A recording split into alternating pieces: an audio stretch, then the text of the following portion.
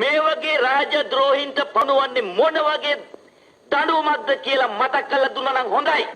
දේවයන් වහන්සේ සිංහල නීති ප්‍රකාර යම් රාජද්‍රෝහියෙකු දඬුවම් පැමිණවීමට ඔහු අල්ලාගත නොහැකු තැන ඔහුගේ අඹු දරුවන් ඇතුළු සියලුම ඥාතීන් මරණීය දඬුවමට පත් කළ හැකි බවයි සඳහන් වෙලා තියෙන්නේ. රාජද්‍රෝහි ලේ ඇති තොපිලට ඇවුණ නේද කියපු නීතිය? කටුපොරොල්ලේ එක් චෝදිතය වහාම හඳුන්වනු. එහෙමයි. මේ ඇහැලපොළ මහාධිකාරතුමාගේ බිරිඳ ඇහැලපොළ කුමාරී හාමිහා කුඩා දරුවා. මේ එතුමාගේ වැඩිමල් පුත් ලොකු බණ්ඩාර නිලමේ. මේ එතුමාගේ බාල පුතුණුවන් වූ බද්දුම් බණ්ඩාර පොඩි නිලමේ. තමන්ගේ නීත්‍යානුකූල රජතුමා එම රාජ්‍යයට විරුද්ධව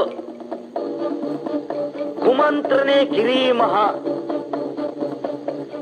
එම රාජ්‍ය නියෝග පැහැර හැරීම නිසා නීති ප්‍රකාර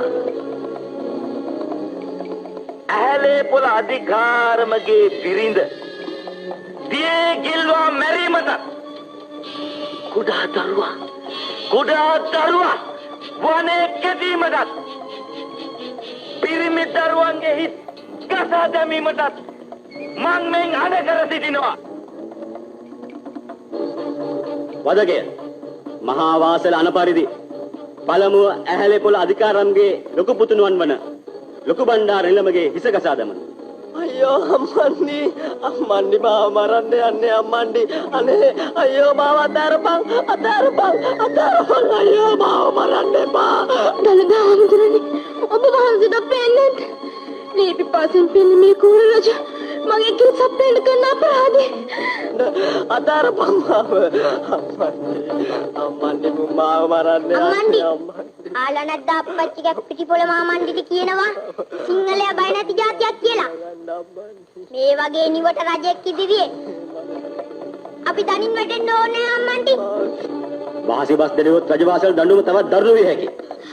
දඬුවම මගේ රත්තරන් අප්පච්චි වෙනුවෙන් මීට වඩා ලොකු දඬුවමක් වුණත් මං විඳින්න සූදානම්. රත්තරන් පුතා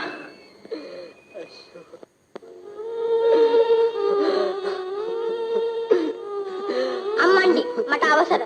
අයියෝ මලයන්ඩි යන්න එපා මලයන්ඩි. අයියන්ඩි පියනවන්න. අයියෝ මලයන්ඩි අනේ එපා මලයන්ඩි. සගේ එක කඩු පාරෙන් යන්න එපා. මගේ කෙලෙස් සිත දමනු. එපා මලයන්ඩි එපා මලයන්ඩි එපා.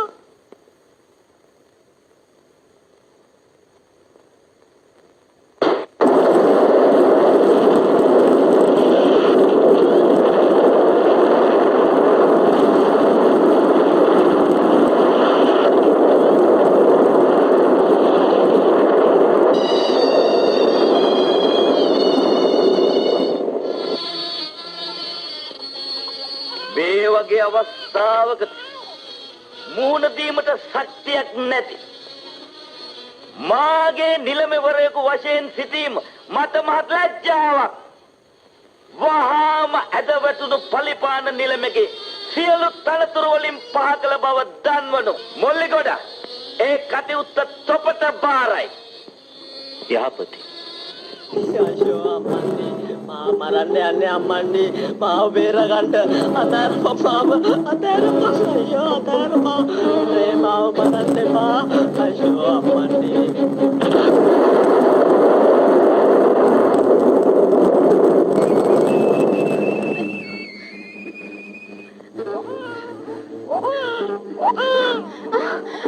අයියෝ මගේ දරුවා අනේ මගේ දරුවා දීපන්. අනේ මගේ දුව අනේ මගේ රත්තරන් දරුවා දීපන්. අනේ රාජ්‍යයේ තාරහල ජීව කාලයකට පාවා දෙන බව දැනගනු. අනියෝ